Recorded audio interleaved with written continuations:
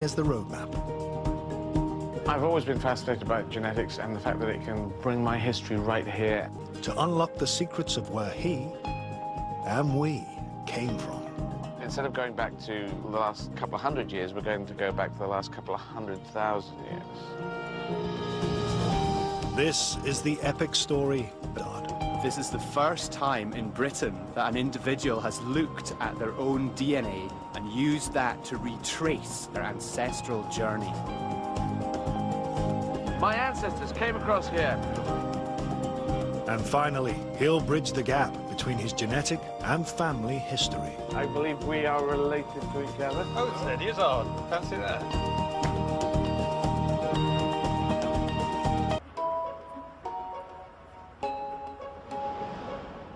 Eddie Izzard is about to become the first person in Britain to use his own DNA to retrace his ancestors' journey across thousands of miles and 200,000 years, from the very first modern human in Africa to Eddie. He's beginning by donating some saliva to science. God, I think I've done it. One spit. It seems like an unpromising start to an exploration of deep ancestry. Science in action. This is Blue Peter. But Eddie's spit contains DNA. But Eddie's spit contains DNA. DNA is found within our cells. It's the instruction manual that helps build and run our bodies. Scientists have also found another remarkable use for it. Locked within our DNA is a genetic route map that reveals how our ancestors migrated out of Africa and went on to populate the rest of the world. It's the tool Eddie will use to help him retrace the human journey.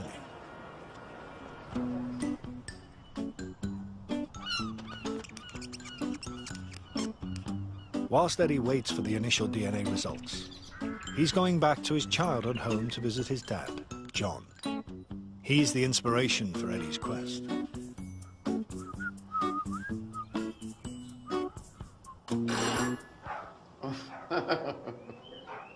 Crazy dogs. Hello. Hi. How you doing? Hi, Ed. Nice to see you. He's 83 now. I kind of thought one can't live forever, but it's nice to give him something before any bad thing happens. Are you intrigued by this? I think it's going to be intriguing. Yes, anything that tells us a bit more about ancient history, something that I never dreamt of doing before. Eddie will undertake 2 journeys. One will explore his dad's lineage, but first, he'll explore his mum's line. And this journey will be close to his heart. His mum died of cancer when Eddie was a young boy. It'd be interesting to find out if something comes out of Mum's side. They go, oh yes, that resonates with me, because I can't see it so clearly because Mother isn't here. My mother died when I was 6. One of the things she said to me before she died was she wouldn't have the pleasure of seeing you grow up. Yeah.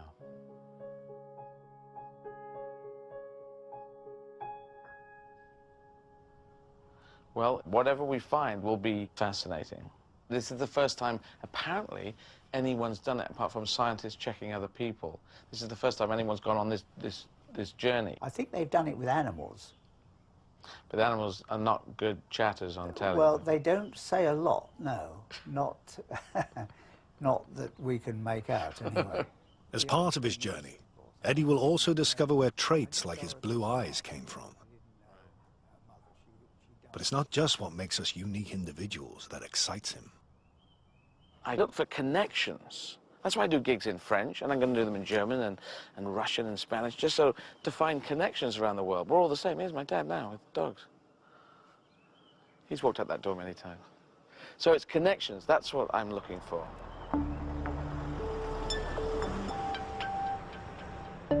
Eddie has come to the genetics lab to find out the results of his DNA test. Geneticist Dr. Jim Wilson is using the latest advances in genetic science to unlock the secrets of where Eddie's mother and father lines came from. we took your spit and we extracted your DNA from your spit using a chemical reaction. And then we focused in on two pieces of DNA. A piece of DNA called the Y chromosome, your father's father's father's father's father, all the way back through the generations. But we're also going to look at your mother line all the way back through the ages. Right. So how will Jim use Eddie's DNA to first explore his mum's deep ancestry? The answer lies in genetic changes known as markers. DNA is passed from generation to generation as an almost exact copy. But occasionally, DNA changes. These changes, the markers, can indicate the start of another branch in the human family tree. And it's these markers that Jim will focus on. He looks for matches to Eddie's markers in people from around the world. He'll access databases of hundreds of thousands of individuals. They, like Eddie, have given their saliva for DNA testing over the last decade or so. Many traditional communities have remained in the same place for thousands of years. So a match with an Eddie marker can show where his ancestors traveled on their migration route.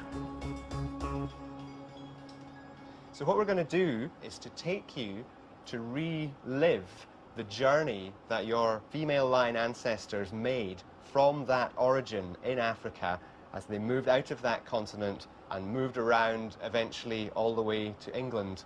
And how we're going to do this is to try to introduce you to genetic cousins of yours at each point. Each branch of the human family tree originating from a new marker is known by a letter. The root of these branches, L, takes every one of us back to Africa, to one woman. All modern humans originate from her. Everyone in the world, wherever they lived, was descended from one woman, and she lived in Africa, and so they called her Eve. I have heard of her. But her name was probably more Gladys or Janine. So basically, everyone in the world is related. Yeah, so what... That yes, needs to be bigger than that. Because there's racists out there going, I am so different, I will kill you for the differences. And hang on, everyone is related, yeah? Yeah, it's an... Look at the bit.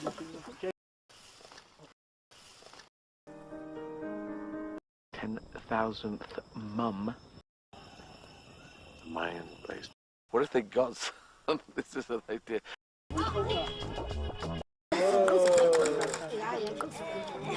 The next leg of Eddie's DNA time traveling will take him forward 140,000 years, to sometime before 60,000 years ago.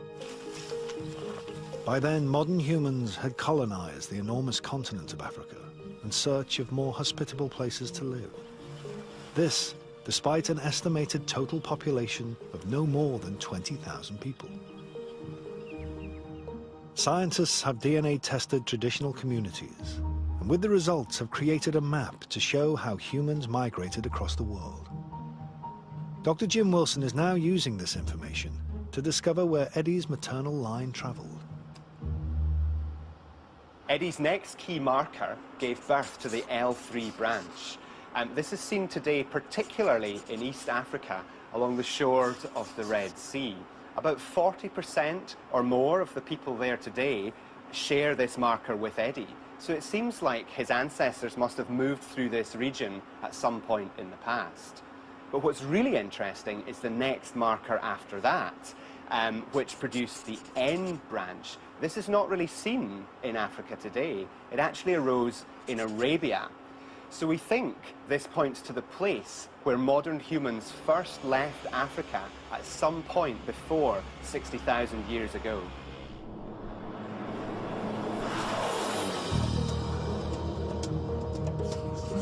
Eddie's traveling 5,000 kilometers across the continent to the small country of Djibouti.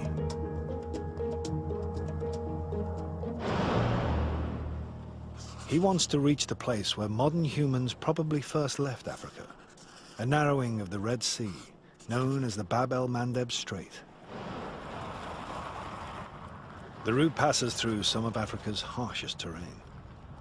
At 157 meters below sea level, Lake Assal is the lowest place in Africa. It It is also saltier than the Dead Sea.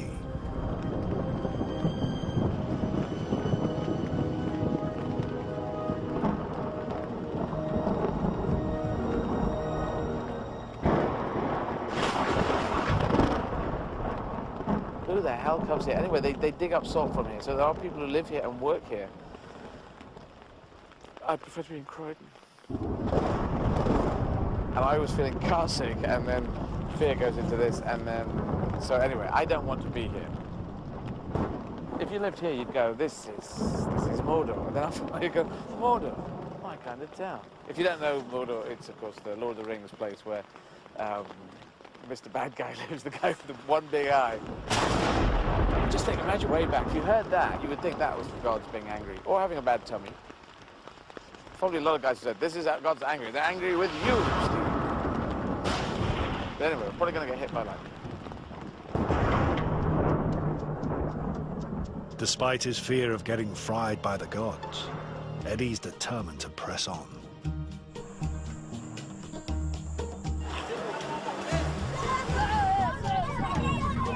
Many of the inhabitants of this coastline share the genetic marker that suggests our ancestors passed through here. There's evidence these early modern humans were, for the first time, exploiting the marine environment. Deposits of shellfish from an archaeological site show they were harvesting the fruits of the sea.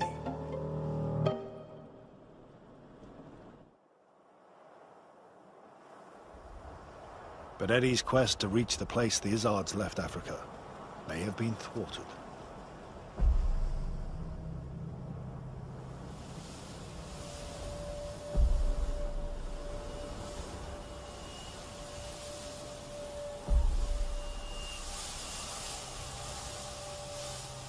We're in a dust storm, and so if you're going at 15 kilometers an hour, you just can't see anything, so we don't know what we're going to hit, so we will stop for a while.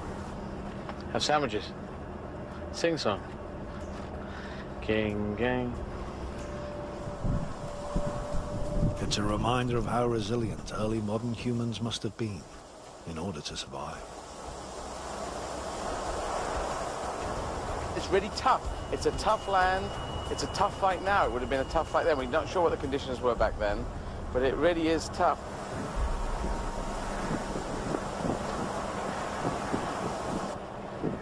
Nicola, who was driving, has decided to continue. He feels happy that driving into the sand. We've got military people with us with guns, so we can shoot invisible sand monsters that come.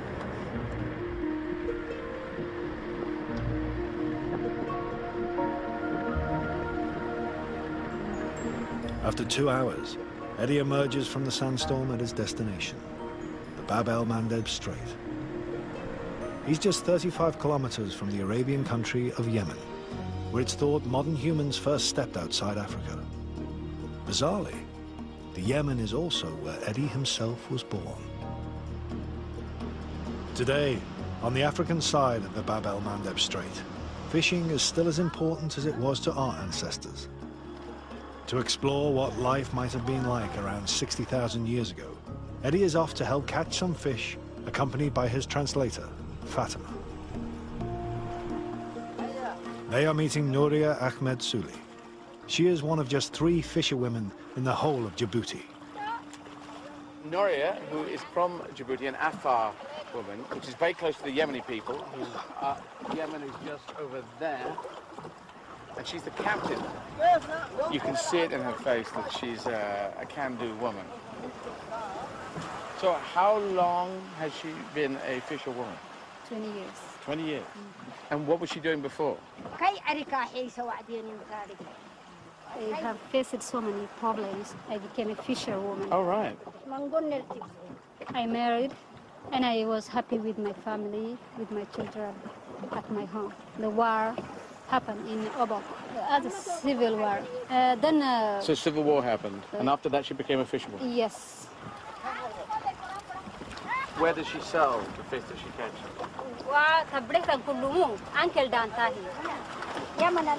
Only in Yemen? Here, they pay 250. There, they pay 1,000 francs. Okay, so 4 times as much for the fish. Yes. And when she goes to Yemen, does she go over Baba Manda? That is the route you take? She goes in this boat, she goes to Yemen. Yes. Does she speak Arabic? I speak Arabic well. I speak Somali also. All I can say is, Ismi Eddie, ولدت في عدن في اليمن. Just Ismi Eddie, ولدت في عدن.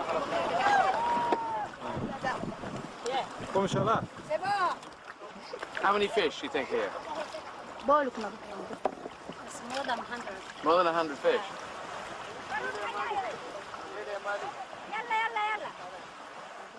You've got to get the fish out of the nets, which is really tricky, and not break the nets. I got one. Where do we throw it? Every day, Noria follows the same route our ancestors probably took when they left Africa. The Bab el Mandeb is still a highway to Arabia. Bon voyage! Salamata!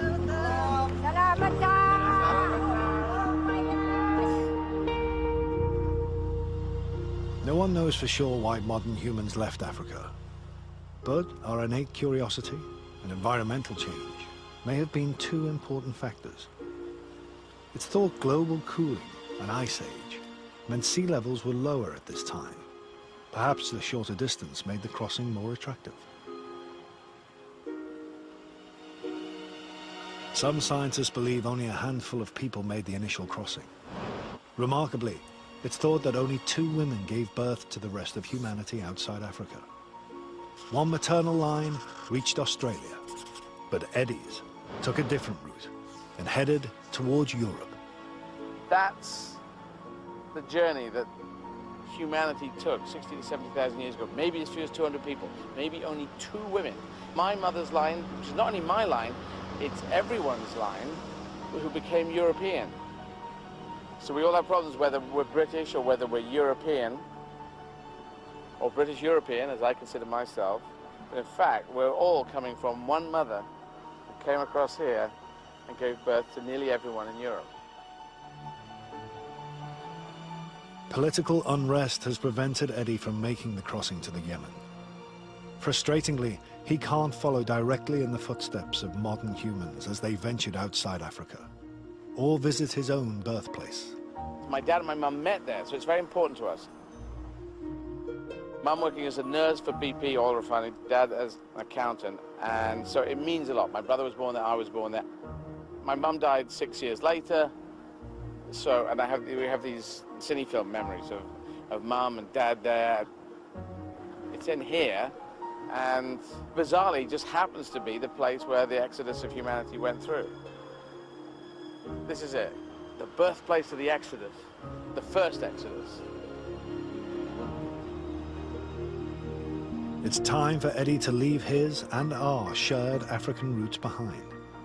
This is now the story of those of us who spread out across the rest of the world.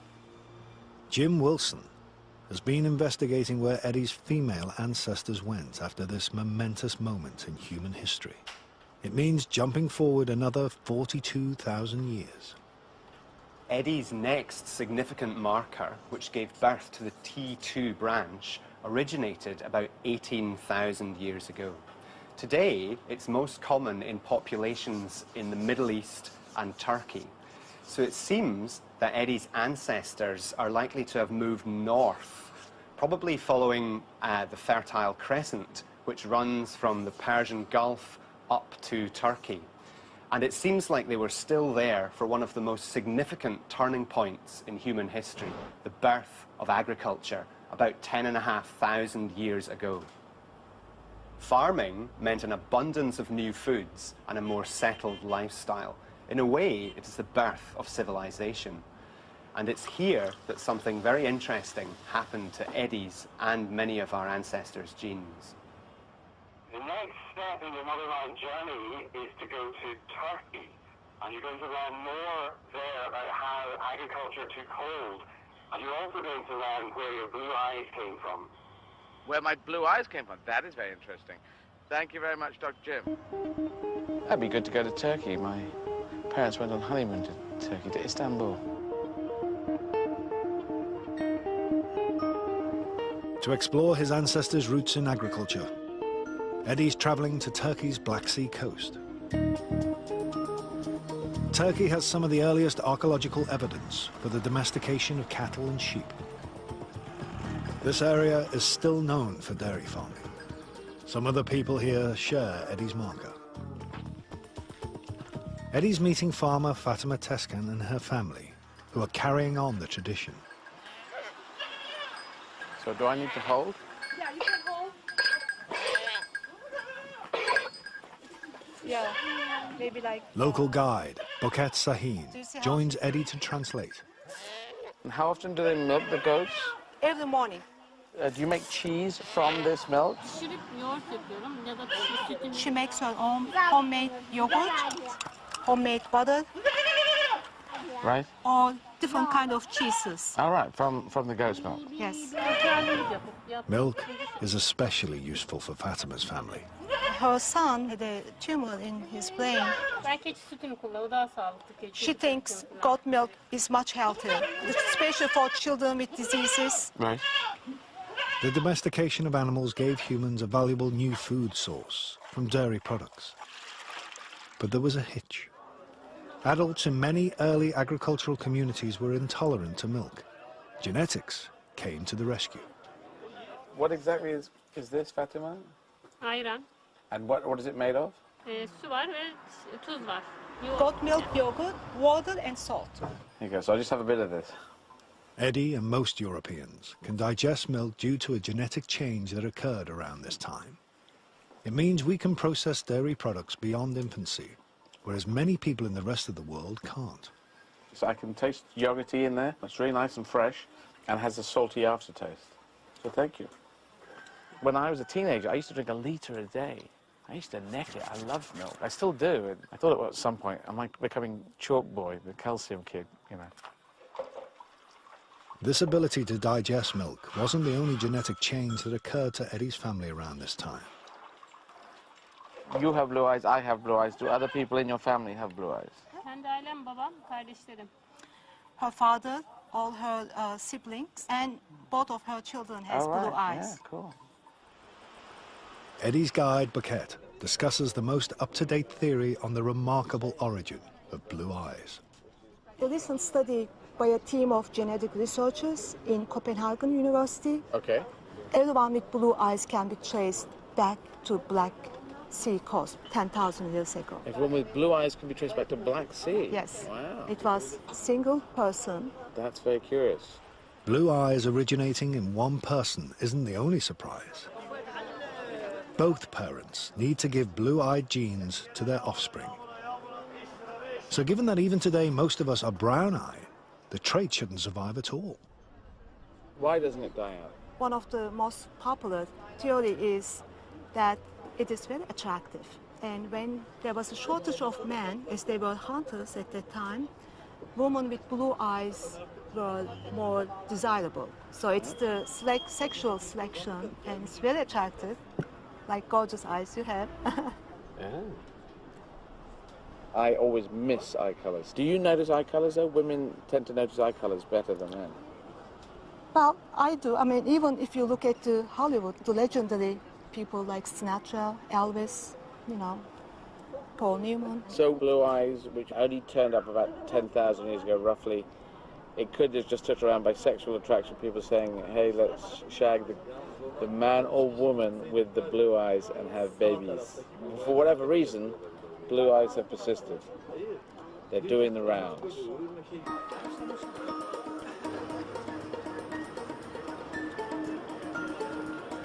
So where did the milk-drinking Izards take their blue eyes next?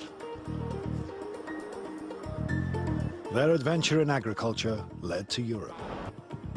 The most likely place they entered the continent was the Bosphorus Straits, where Asia and Europe are separated by just a narrow stretch of water. 1.5 million people still make this crossing every day. My ancestors came across here, maybe Hawaii Five-0 style, maybe with sails. I think sails would be out back then, and it was right here.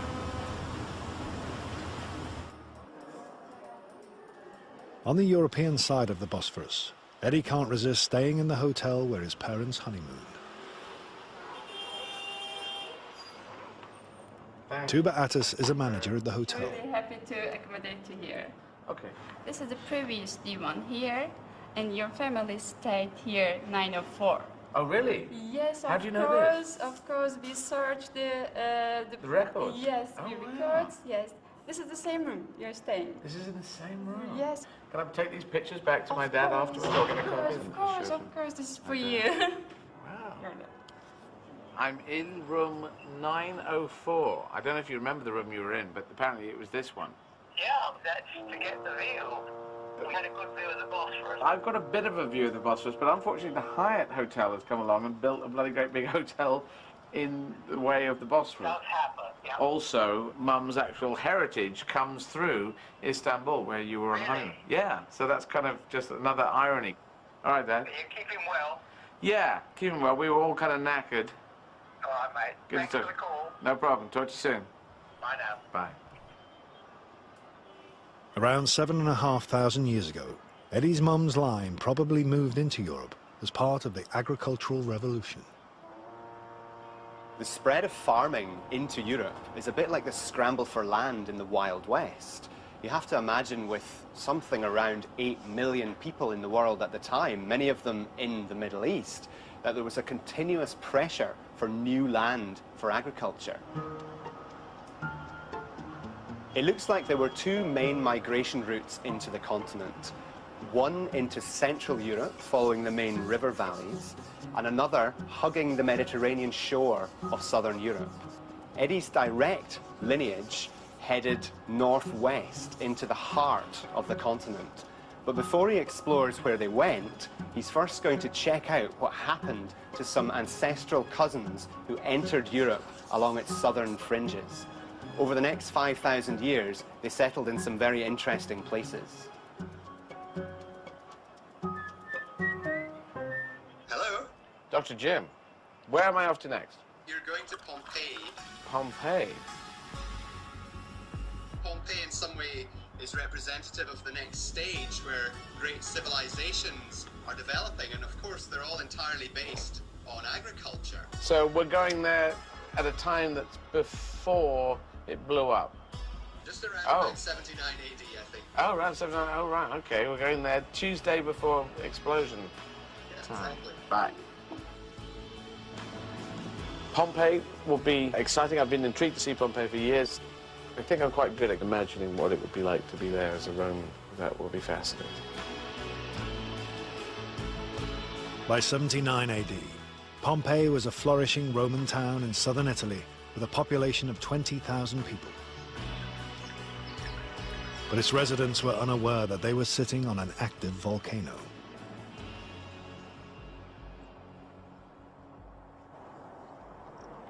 Here, Eddie won't be hanging out with modern-day descendants of his ancestors. He'll be meeting genetic cousins who died nearly 2,000 years ago. His guide is anatomist Professor Maciej Henenberg.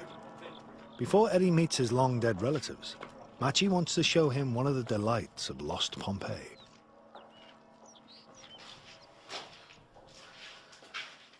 So, shagging.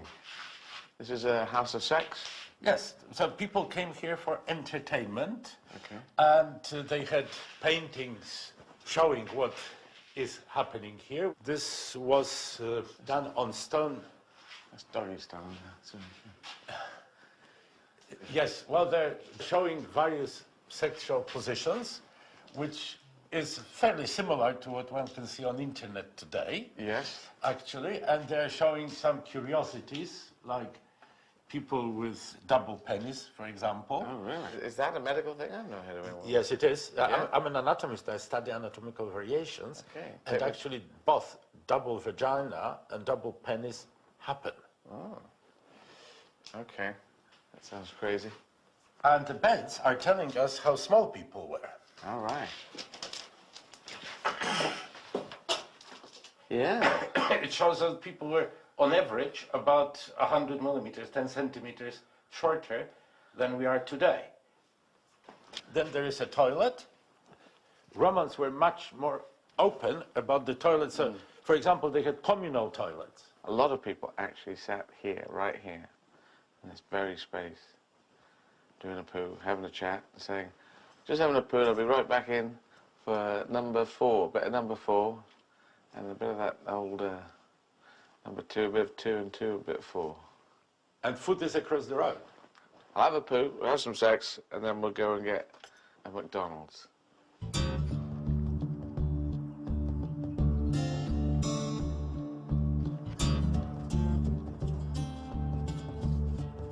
Eddie has come to Pompey's laboratory to meet some of his relatives.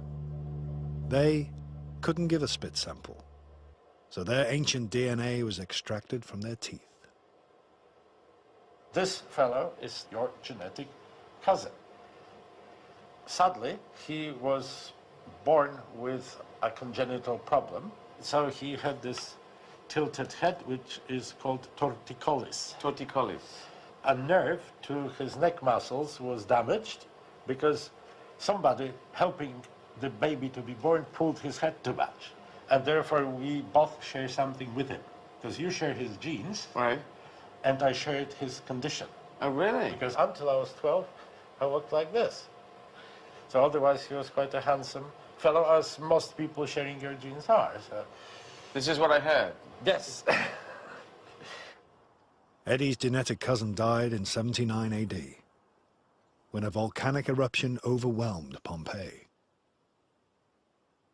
I mean, logically, people were leaving. Why did this family stay? I think we discovered why.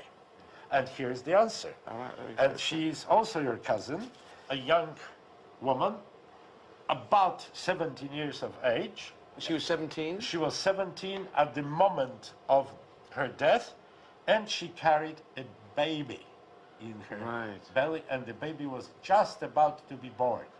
It was the last month of pregnancy. So the family says, we have to stay with you. And she was huddled in a corner of the room, protecting her baby, holding a bunch of coins to her breast, wearing heavy jewelry that stained her bones, the shoulder blades, the forearm bones, and her head is stained too, so she had some kind of a headdress. Okay, this is all kind of fascinating and tragic at the same time. 13 members of the same extended family died together. Eddie wants to visit the place where it happened. This is huge. The house belonged to Caius Julius Polybius, a former slave and successful politician. They were lying here in this room, the old man on the floor, and next to him a teenage boy, and the boy was holding father's hand. They must have been already afraid. And at the feet of the teenage boy, a younger boy, a few years old. And eventually they were covered by more and more of the ash. And this is the other room where the rest of the family died. Here was the 17-year-old young woman, covered in her finery and with the baby in her belly. That's where she eventually died.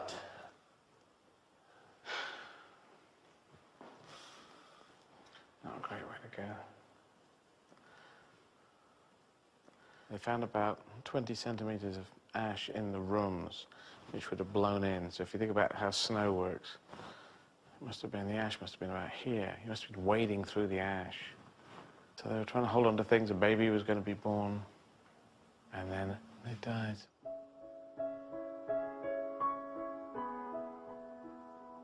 Eddie's journey has already covered nearly 200,000 years of human history. The landscape of towns, streets and houses, of civilization, is becoming much more familiar. I feel like I've been taken inside a real Latin Roman life, and that links to my mother's line. And just touching the walls is really close.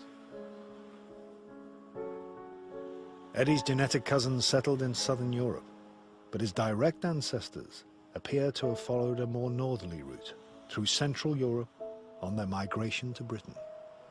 Eddie's next key marker shows that this direct maternal line had, by the time of the Pompeii eruption, moved into northern Europe. We're getting to a really exciting stage of the genetic journey. As we get closer in space and time to Eddie's family in Britain, we can be more specific about the ancestral journey. This is because the more recent markers are shared by fewer people. Of the 69 markers in Eddie's maternal line DNA, this next one is the 67th. This means that we're looking for living people who share an ancestor with Eddie less than 100 generations ago. We've found another marker that seems to originate much further north. This marker is only about 2,000 years old, and the really interesting thing is that this group seems to be focused in Scandinavia. Your mother's people were Vikings. Oh. What you're going to do now is meet people who are directly related to you in Denmark. Eddie has come to the ancient Viking capital and port of Roskilde. He is meeting Lars London and his sister Anne Persdottir. Lars recently gave a saliva sample to science. Jim then found him on the database, one of only 10 matches. Okay, well, cheers. Cheers. He and his sister share a direct maternal ancestor with Eddie from around 2,000 years ago. That's less than 70 generations. We share a mother from mother. Yes. Are there similarities between us? Yes. Which would be interesting. Football, I love football, mathematics. I did math up to university level, but then didn't get it. Mathematics, that's last. I also studied math. I took a PhD in applied math and did a postdoc afterwards, 2 years. I ran 43 marathons in 43?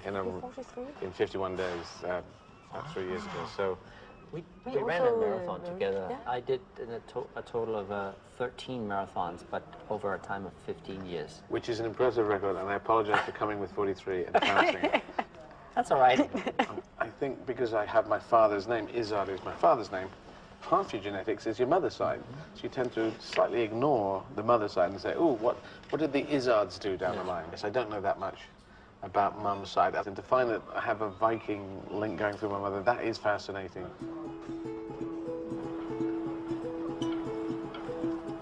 The closest Eddie can get to his mum's Viking roots is to put himself in the place of his newly found ancestors. Straight your arms, lean forward, and you pull. As they prepared to lay waste to a swathe of Britain. Perfect. From 793 AD, the Vikings began to raid Britain. Their secret weapon was the longship. Its shallow keel meant they didn't need harbors. They could row onto the shore. Not too fast. A little bit, yeah, like that, and then more power in each stroke. Rowing is exhausting, so the Vikings used sail power when they could.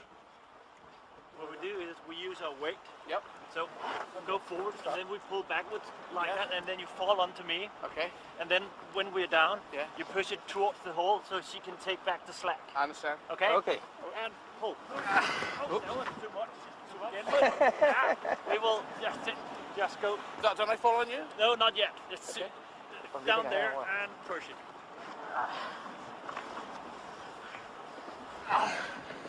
And one more time. Careful, you might handle it. We need to get That'll do me. Yes? Let's go back. Okay. How many hours would it take? To England? With the right wind, it would take them about 3 days. Eddie takes over the controls.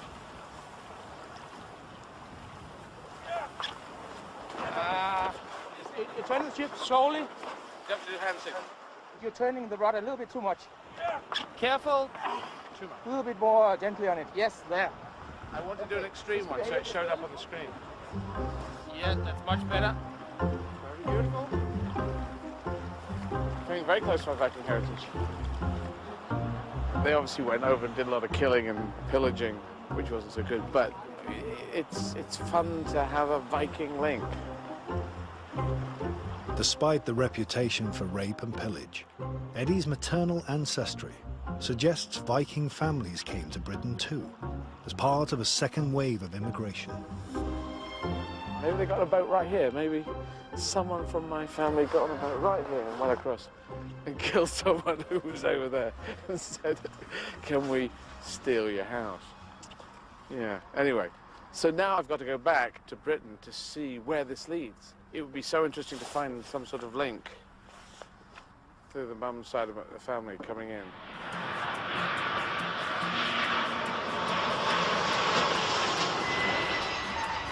Jim has been searching the database for matches to Eddie's next significant marker, which will bring him back to the UK. He's compared it to the DNA of 12,000 individuals who have submitted to a full exhaustive test of their motherline DNA. He found 4 matches, and he's arranged for Eddie to meet one of them. The match is so recent and so rare that it has yet to be given a name.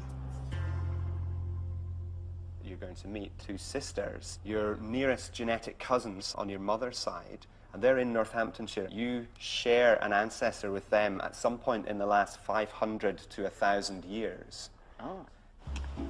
So it shows that probably your ancestor came prior to that, which would fit in rather well with the Viking Age. So you're really very close genetically.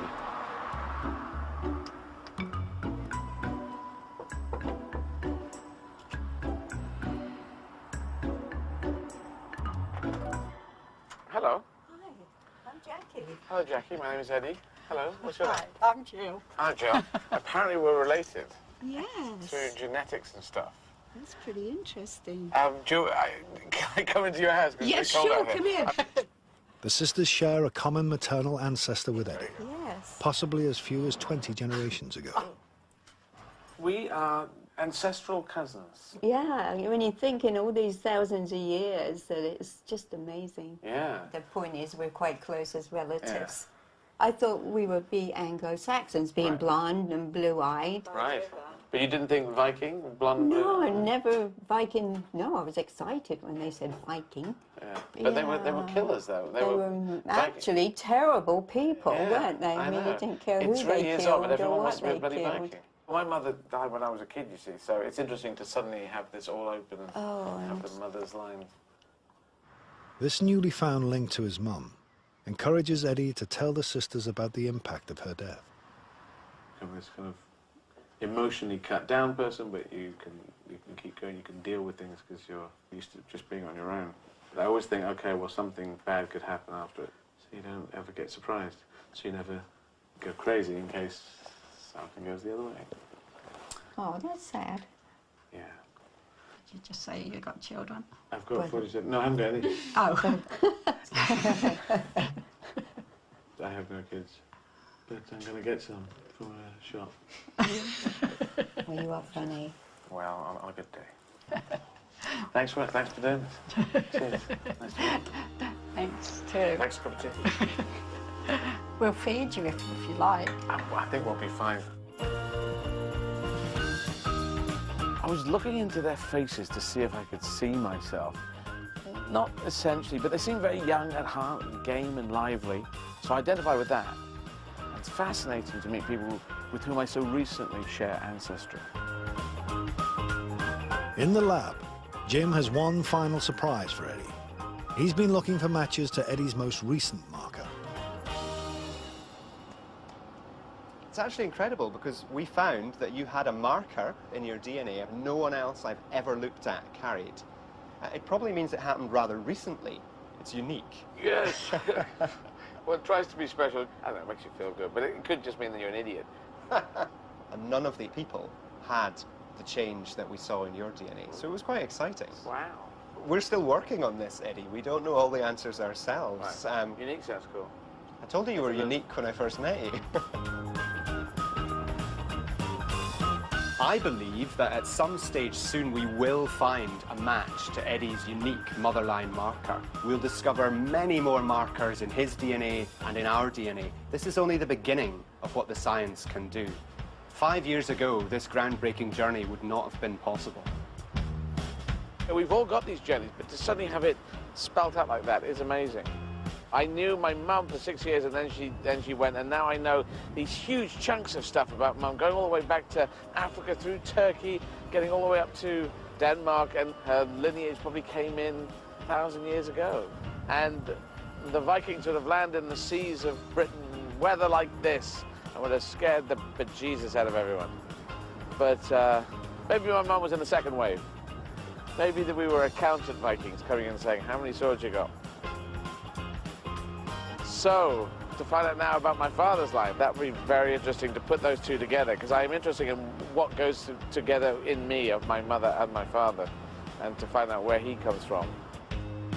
Next time, Eddie discovers how the male Izzards battled with the Ice Age and slept with an alien species. You know, oh, sorry, mate.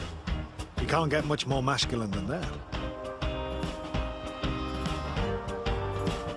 And good news, that's tomorrow night at 9 here on BBC One.